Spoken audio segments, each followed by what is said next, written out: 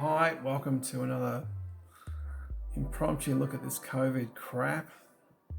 Best I can put it, really, given how much it's dominated the news lately. So I've been plotting the cases here in Australia, and these are graphs you can see all over the place. So I wrote a little program to plot them out. So let's have a look at it. So what we're looking at is the infections from, I think it's about the mid-February they started updating the website up until today's count. Today is the result here is for the 29th of March 2020. So at the end of that day, or the end of when the website was updated, there was 3,966 cases. So a new percentage of this value here is showing it's a new percentage. The new cases from the previous day, and there's a percentage of 8.34. Below that is a compounded sort of chart, giving us kind of an indication of where we might be, given a growth rate of 8.34% per day. Now we can sort of pick any column here we want and have a bit of a look at what the numbers can stack up to be. So we'll start with a less scary number of our 8.3 growth rate. In the last few days, it's been less than 10%, which is kind of good. And I think these spikes here are basically anomalies. A bunch of expats are coming back. We've got a couple of large cruise ships have docked and those kind of things. And there was a wedding, for example, where a lot of people were infected at the wedding. So those would have been traced back through the lineage of each infection. Back here on the 26th, we had a 90% growth, which is pretty ugly. That's probably when one of the cruise ships dropped in or something. Going back further, but let's check out some of the numbers. If we have a 19% growth rate on the 26th, on that day we had 2,799 cases, infections or known infections. So that would mean that we would be expecting 3,300 the next day, and then 4,000, 6,800, etc. So in a week, we would have been looking at that growth rate about 11,000 cases by now, or pretty much by about Tuesday or so. That would have been the rough prediction. So at that case there, in 4 weeks' time, we'd be looking at 414,000 cases if we were growing at 20%. And that's not going to happen. The social isolation alone will put a lot of downward pressure on it spreading through communities. As long as people do that, then it can't jump from one region to another. It can't be moved from city to city as easily. It can't be moved around the country in general as easy. Or it can't be brought in, given that we now have compulsory enforced 14-day quarantine for anyone who comes into the country. So if you're an expat coming home, you've got 2 weeks of sitting in a hotel room ordering takeout pretty much. We don't know how those people are actually infected. Probably some of them are casually infected, some of them probably aren't. But anyway, getting back to this thing here, if we looked at today's growth rate, which is just the new cases pretty much divided by the number of cases today. So today we've had an 8.34 growth rate, which means that tomorrow we'd be expecting us to hit about 4,200, 4,300 sort of range, and then 4,600. By this time next week, we'll be looking at about 7,500 cases. In 2 weeks' time, about 13,000 cases, and in 3 weeks' time, about 23. And the end of that 4-week cycle, we'll be looking at about 37,000, give or take. That's assuming that growth stayed perfectly at 8.34%. Of course, it won't. Some of the numbers you get, even going back to here, at 11%, gives you 70,000 cases at 4 weeks. That's pretty ugly. Yeah, it's a shame, isn't it? I think one of our problems now is that we've moved from a situation where we can trace people, the lineage of each infection. You don't really have that luxury anymore. When there's a small number of cases, you can track how these people contracted it. When there's a large number of cases, you can't do that.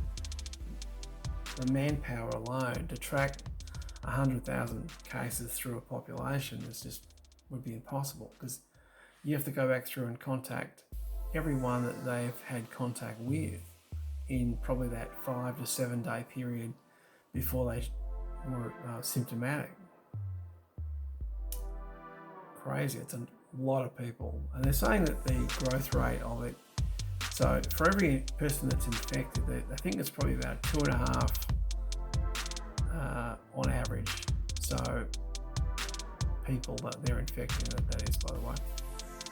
So in that 5 days that you are infected and you're not showing any symptoms, or the 7 days, you might want to think of it as that 1 week when you're walking around, you feel perfectly fine. You're bumping into a bunch of people and maybe passing this on. Now, some people will be much more efficient at spreading it than other people.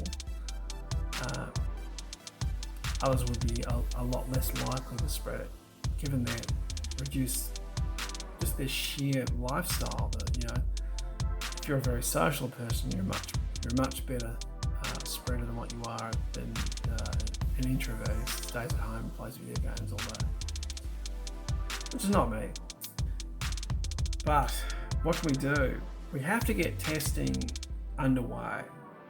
And we have to come up with a way of doing a test that's very quick. Because at the moment, we're just running around with our head stuck in the sand, trying to find cases wherever they present to us. We're not going out there and proactively finding cases that are not linked to existing cases. Because what they do with contact tracing is that if you walk into to be tested and you test positive, then they say, well, okay, we'll have to contact your family, obviously, family and friends, obviously. That's their first kind of ring of contacts. The people you work with, the places you shop at, where your social life is based around, You have to contact every one of those people. Now, I actually know of someone who's in isolation in Ballarat who was just minding his own business, having a bit of a break, a bit of a holiday last month, and when he flew home, he got a bit of a phone call saying, you know what, you've got to isolate, buddy, because someone in your flight tested positive. This was before the 14-day quarantine was even a thing, I think. So it can happen to anyone pretty much. And just because he was on a plane, there was someone else that tested positive. Now, of course, it could have went through the whole plane. That's why they're so paranoid about that stuff and tracing people backwards. But what we need to do now, I think, is actually not do that anymore. We pretty much have to move to get better tests. Because if you've got a situation, what we have now is a needle in a haystack. If we're talking about 10,000 cases, there's no possible way you can trace the lineage of every case, because it will run to a dead end. And by the time you've traced the lineage of this person here, this person's, contact tree around them, and then the second level contacts outside of here, that's an awful lot of people for one infection. If you have tens of thousands of these, it's impossible to do. So what we need now is we need fast testing. Like a vaccine's, they're telling us probably a year away, 18 months away. Okay, let's forget that's even a possibility. You know, all the things that go along with this. I mean, there's a bunch of unknowns. If we get infected today, do we develop immunity from it and then cannot be infected again? And is that a permanent immunity? Is it a short-term thing? Or does the virus change subtly enough that our immune system couldn't detect it a second time round?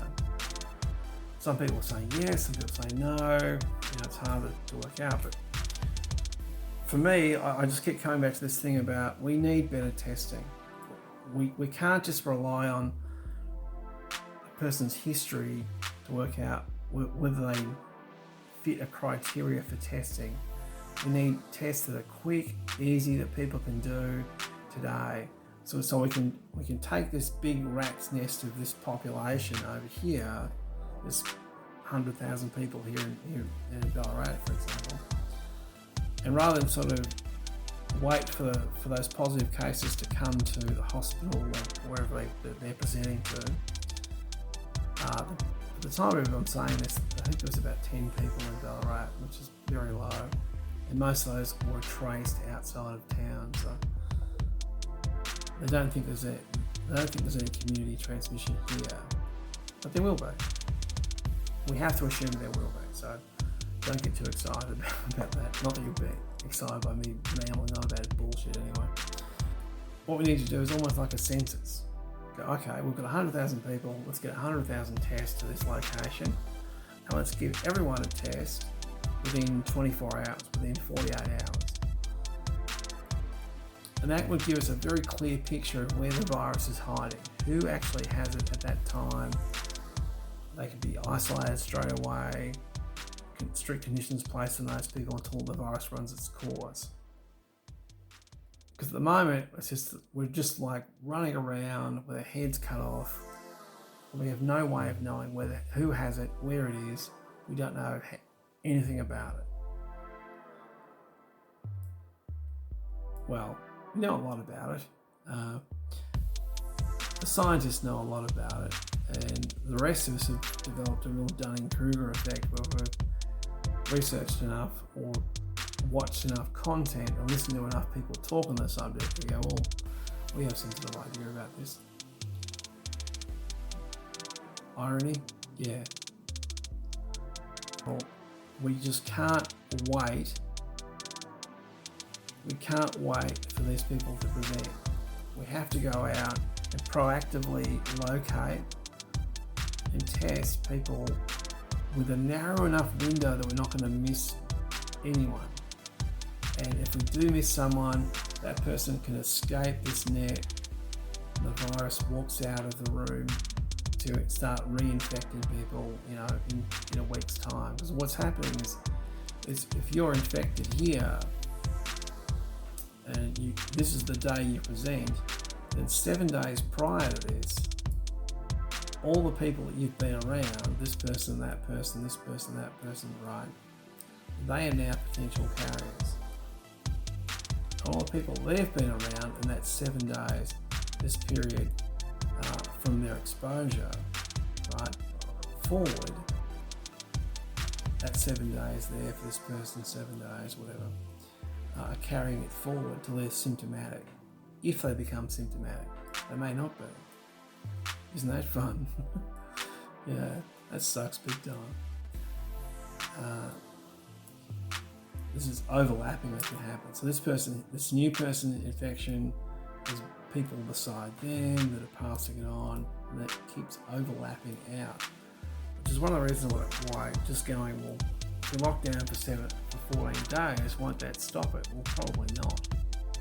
Because probably someone will be infected late in that 14 days, and they'll then pass I'll walk past the barrier here. This is our 14-day period between here. No one does anything inside, and we expect the virus to be dead at this end 14 days. But if someone's infected right at the end of this period, they're not symptomatic, they're not being tested, so they walk free of that zone and the process starts again. We need a way to roll testing out, to ramp testing up super fast. How we do that, I have no idea. Absolutely not a clue. I'm sure these guys know what they're doing, but it's become imperative, particularly in places that we have massive outbreaks. I mean, imagine what's going to happen in the third world, pretty much. And these underdeveloped countries where I know that the WHO has some sort of very vague values for these countries. They just have no health infrastructure like us Westerners do. We're very lucky in that regard. Here we are moaning about, we won't have enough beds and ventilators. Imagine having no ventilators at all. That would suck. That would suck big time. Imagine just being infected and dying on the street or something, Yeah, I don't know how it's going to work out. But in this interim point, we need that testing to work. I know there's a test coming out. We were talking about I think before the weekend, it was going to be a 14-day.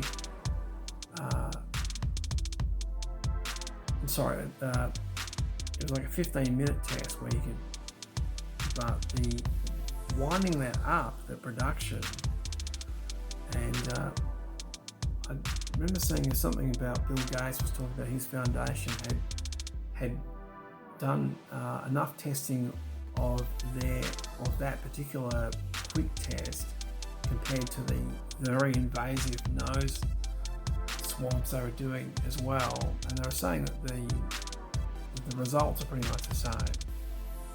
They both return positives for positive cases. So